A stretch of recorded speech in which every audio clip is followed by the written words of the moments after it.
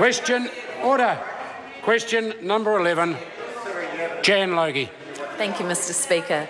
My question is to the Minister for Workplace Relations and Safety and asks, does he agree with the previous EEO Commissioner's statement on aged care that, quote, the sense of crisis that surrounds aged care is partly a reflection of our collective knowledge that we are not being fair and that a large group of workers is being discriminated against, unquote. The Honourable Michael Woodhouse. Mr. Speaker, I share her wider concerns that workers in lower paid roles are properly treated and receive fair pay for their important work. Dr McGregor's comments are from a 2012 report which goes on to refer to pay inequality and in-between travel. I note the government has acted to resolve the long-standing issue of compensation for in-between travel and that the issue of equal pay is currently being considered by the courts, and I'm watching that process with interest. Supplementary. Supplementary question, Jan Logie. Thank you, Minister. Does the Minister believe the minimum wage, or not much more, is appropriate pay for a job mostly done by women that involves caring for the most vulnerable, bathing them, helping them to go to the toilet, and providing emotional support in the last days of their lives? Honourable Michael Woodhouse. Mr. Speaker, in respect of the minimum wage, we have one of the highest minimum wages in the OECD in real terms and as a proportion of the median wage, but I do share the member's concern that all workers are appropriately remunerated according to their skills and experience. Supplementary question, Barbara Stewart. Thank you, Mr. Speaker. Does he agree that aged care workers who are performing comparable medical tasks to that of nurses, such as testing blood sugars, checking blood pressures and giving out medication, are only doing so because they are regarded as the cheaper option? Good question. Honourable Michael Woodhouse. Well, Mr. Speaker, no, I don't. There are very strict guidelines around the appropriate discharging of responsibilities in healthcare facilities, and that those aged care workers clearly have a scope of practice that is significantly reduced from registered nurses, and that's appropriate given the safety requirements of those facilities. Supplementary question, Jan Logie.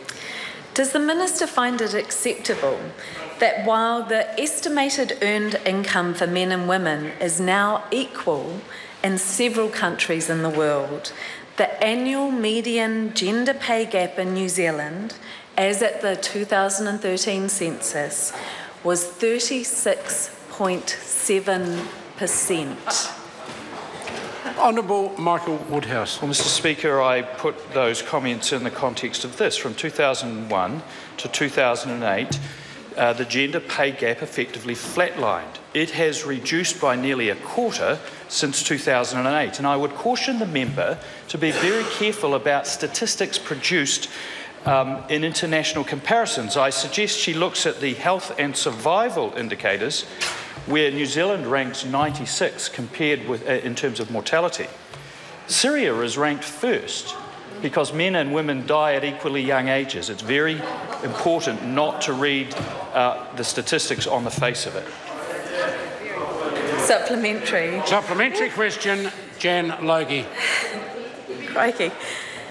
In recognition of Caregivers Week, their essential and very skilled work, and the absolute importance of gender equality as a human right, will the Minister advocate for an increase and ring-fencing of funding to address the exploitation of these women?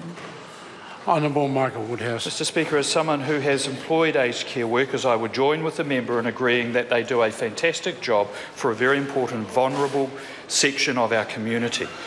Pay rates for aged care workers is the responsibility of providers and DHBs, so I have no ministerial responsibility for that. But I am advised that despite very tight financial situations, the government has increased District Health Board funding of aged residential care by 27% between 2008-9 and 2013-14. And I think in straitened times, that's a very good record. Point of order, Chris Hipkins. Thank you, Mr Speaker. Mr Speaker, the rules of the House allow for the lodging of 12 primary questions in a day. I note that no other member has lodged a 12th question, therefore I seek leave to ask one. Well, a member can seek leave. Leave is sought to ask an additional question on the basis there's only 11 on the sheet. Is there any objection? No, you should have got up on that. Does that mean objection? Yes. There is objection. Order. That concludes questions for oral answer. Would some honourable member care to move that the House take note of miscellaneous business? Oh, sorry. Mr Speaker. Thank you. Ron Mark. Thank you, Mr Speaker. Well, Mr Speaker, on Sunday there is a final of the World Cricket Cup match